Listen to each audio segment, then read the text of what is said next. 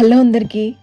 ఈ వీడియోలో నేను మీతో నా ప్రెగ్నెన్సీ నుండి ఇప్పుడు మా బాబు 2 ఇయర్స్ అంటే ఈ హోల్ మదర్‌హుడ్ జర్నీ ఎలా ఉండేనో, యాజ్ ఎ మదర్‌గా ఎలా ఫీల్ అయ్యానో షేర్ చేసుకుంటాను. Please watch till the end and మా బాబుకి బ్లెస్సింగ్స్ కూడా ఇవ్వండి ప్లీజ్. నేను ప్రెగ్నెంట్ అని తెలిసిన డే అయితే నా లైఫ్‌లో నేను ఎప్పుడు మర్చిపోను. ఫస్ట్ టెస్ట్ చేశాక పాజిటివ్ రిజల్ట్ చూడగానే ఒక చిన్న భయం ఉండే, కానీ చాలా హ్యాపీగా అనిపించింది. ఇంత చిన్న బేబీ నా పొట్టలో పెరుగుతుందంటే తెలియకుండానే నాకొక రెస్పాన్సిబిలిటీ వచ్చింది. అప్పటి నుండి నా బాబుతో ఎమోషనల్ కనెక్షన్ ఉండే. ఎవ్రీడే వాడిని పిలిచి మాట్లాడడం, వాడి రిటర్న్‌లో కిక్ చేయడం, మ్యూజిక్ వినిపించడం, ఇలా ఒక బాండింగ్ జర్నీ స్టార్ట్ అయింది. ఇంకా డెలివరీ రోజైతే అస్సలు మర్చిపోను. మా హస్బెండ్ వల్లే నేను నార్మల్ డెలివరీ చేశాను. మా బాబు ఫస్ట్ క్రై వినగానే నేనే ఏడవడం స్టార్ట్ చేశా. ఆ టైంలో అందరూ కంగ్రాచ్యులేషన్స్, క్యూట్ బేబీ అలా అన్నప్పుడైతే చాలా హ్యాపీగా ఉండే. అన్‌కంట్రోల్డ్ ఎమోషన్స్ అసలు. చిన్ని చిన్ని చేతులు, చిన్ని ముఖం, నా వరల్డ్ మొత్తం ఒక చిన్న ప్రాణంలో కనిపించింది.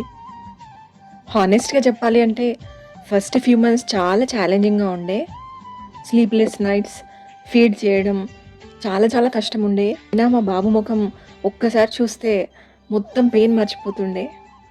ఆ చిన్న స్మైల్, తన అల్లరి, ఆ ఫీలింగ్స్ అన్నీ ప్రైస్‌లెస్ మూమెంట్స్ నాకు.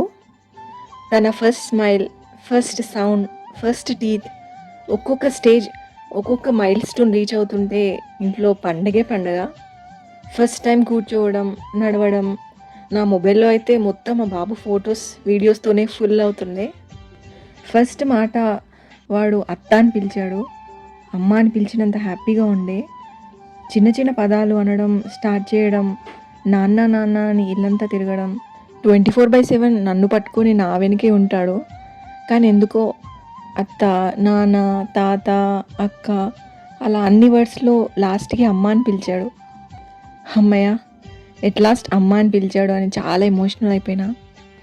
ఇప్పుడైతే ఇంకా అన్ని కొత్త వర్డ్స్, అల్లరి, ఫన్నీ ఎక్స్‌ప్రెషన్స్ ఎవ్రీడే ఒక కొత్త చాప్టరే అనుకోండి. ఎమోషనల్‌గా డల్ అయినప్పుడు వాడొచ్చి కూల్ చేస్తుంటే అసలు ఇంత చిన్న ఏజ్‌లో వాళ్ళకి అమ్మ ఎమోషన్స్ కూడా అర్థమవుతుందా అనిపించింది. డే మొత్తం యాక్టివ్‌గా, ఎనర్జిటిక్‌గా ఉంచుతాడు అందరినీ.